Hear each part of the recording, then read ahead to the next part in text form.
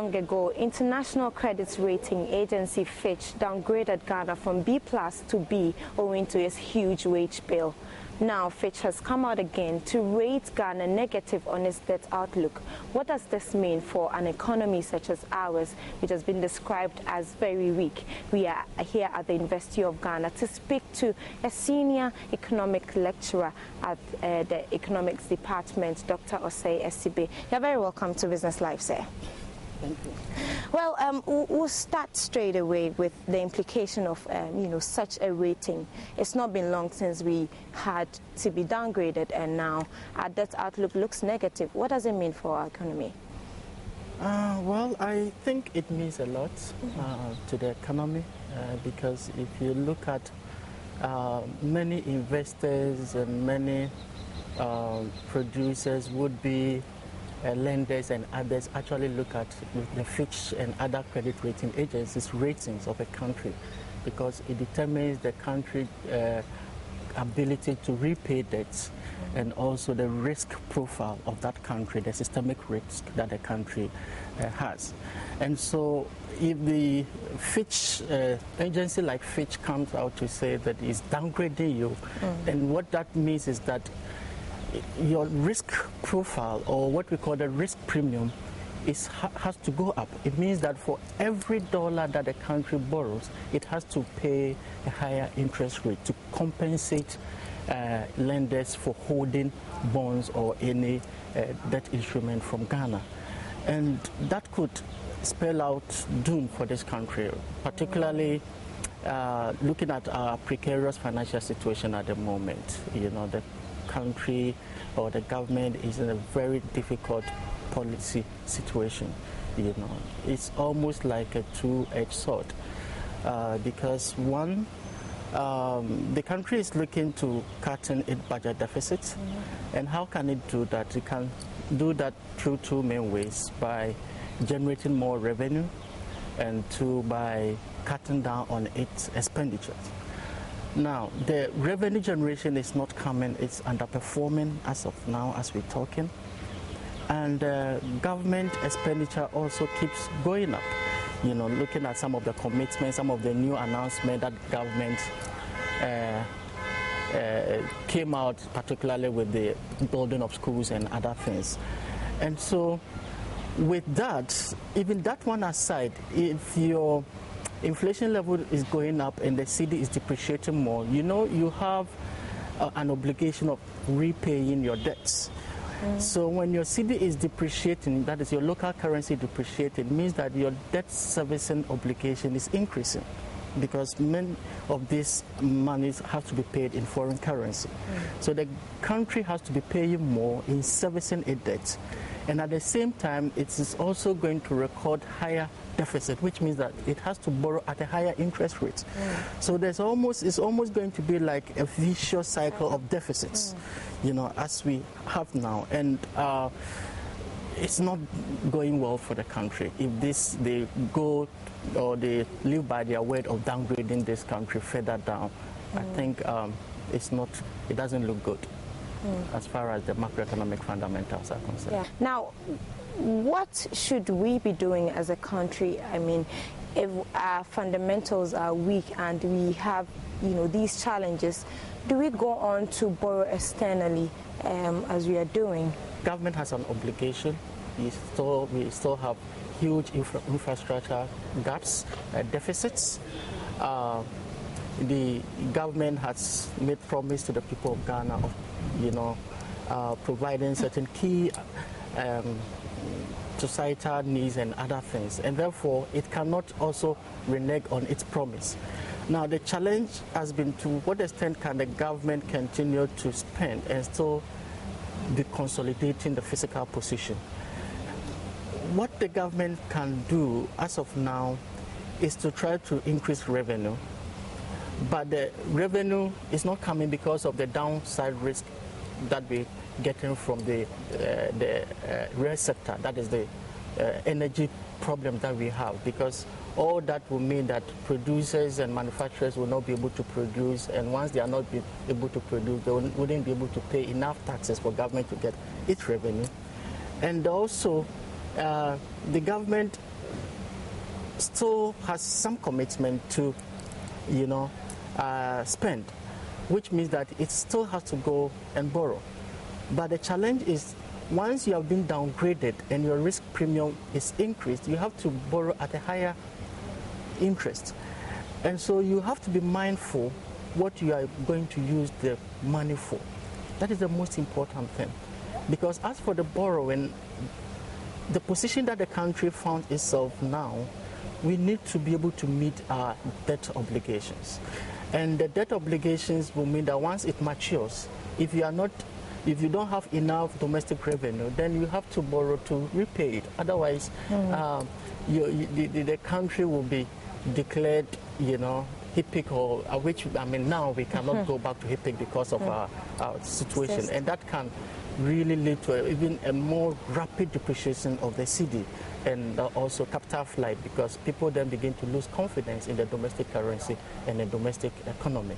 And so government must find a sustainable way of facing this challenge, be it borrowing, but the borrowing, as I'm saying, should be for a purposive or geared towards a particular project that will have or generate enough returns to be able to repay back this money in the medium to short-term period.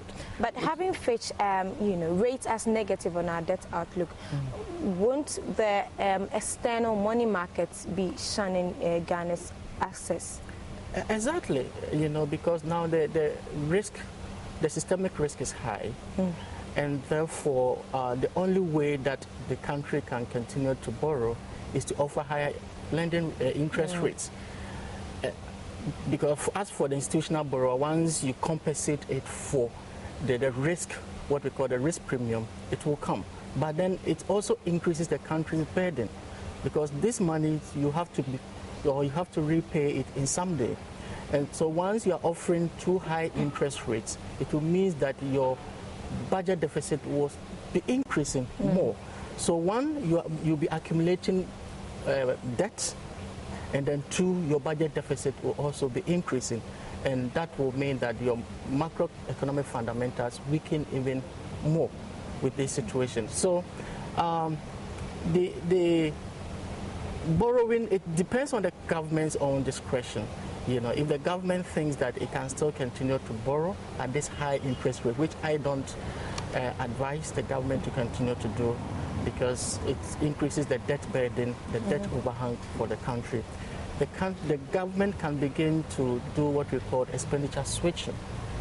It doesn't have to borrow so much, but it can cut down on certain areas that do not have direct effect on the macroeconomic workings at the moment, particularly with the building of these new 50 schools and others.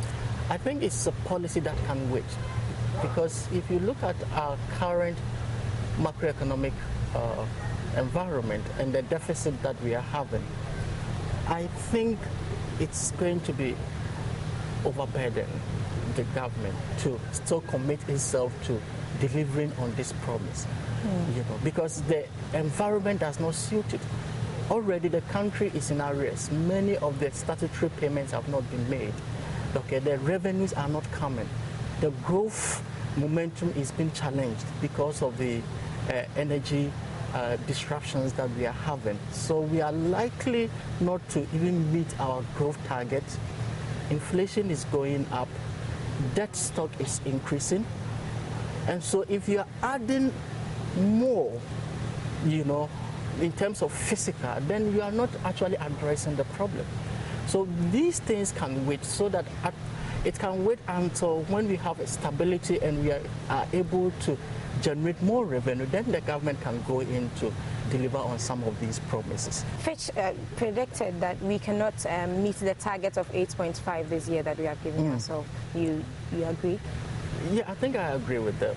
Looking at this vicious cycle of deficit that I've spoken about, because now the interest rate on government bonds is about 23%. Much of the government bonds and others have started maturing. So it means that the government has to find money to pay, right?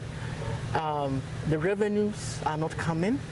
The energy disruptions that I've said, the economy, the lack of investor confidence and consumer confidence and other things are all having a negative impact, on the growth process on revenue generation. So much as the government is trying to, reduce the fiscal deficit, the situation as of now does not support it, And so for me, I think it will be very difficult for government to meet that target of 8.5.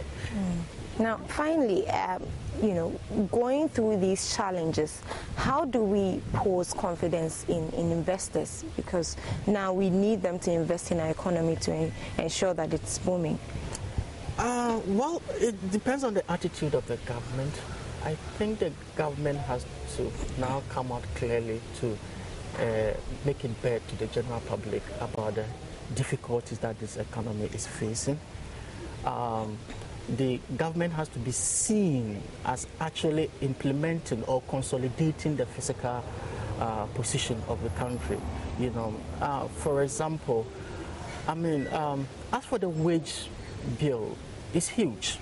No two ways about it. But there's very little the government can do within the short period of time.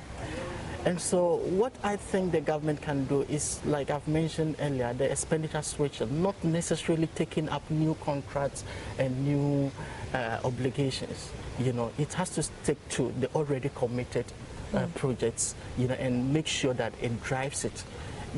Once investors see that you are committed to this and not taking up any new project and expenditures, they know that, definitely you will be there. And then also, the central bank action must also complement what the government is doing. For me, I think the recent policy direction that came from the central bank is not also helping matters. To me, it was a knee-jerk policy act that would only actually worsen the already precarious situation, because it's denting investor confidence, and investor confidence and speculation in these matters are key. The other things that drive, like increasing exports and others, are medium to long term, but the short term is the investors' demand for your domestic assets. If the investors think that the currency is weak, they will not demand the domestic assets, will no longer be attractive.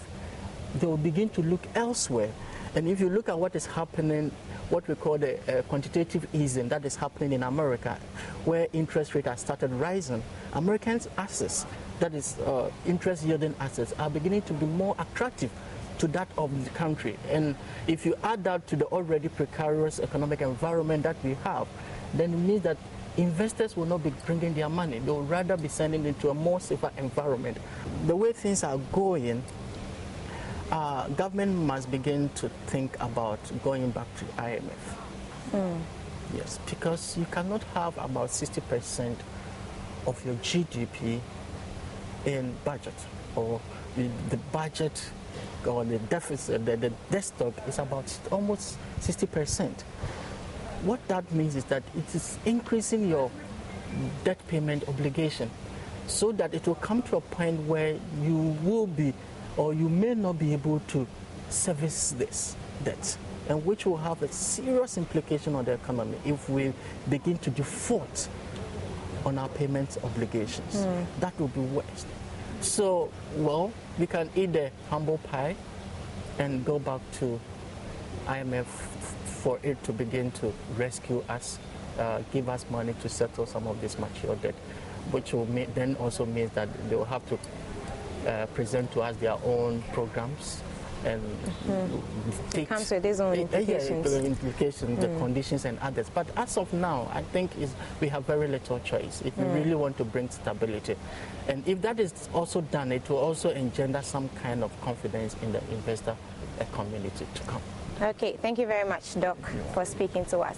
So we have been speaking to Dr. Osei Sibi here at the University of Ghana Economics Department, and all he's saying is that government must position itself well enough to make sure that these challenges that we are going through as an economy do not become a vicious cycle. Budget deficits, pressures on the exchange rate, depreciation of the cedi, a whole lot. Government must make sure that it focuses on projects that would ensure that the economy is growing and not overspend on projects that would not really benefit the economy.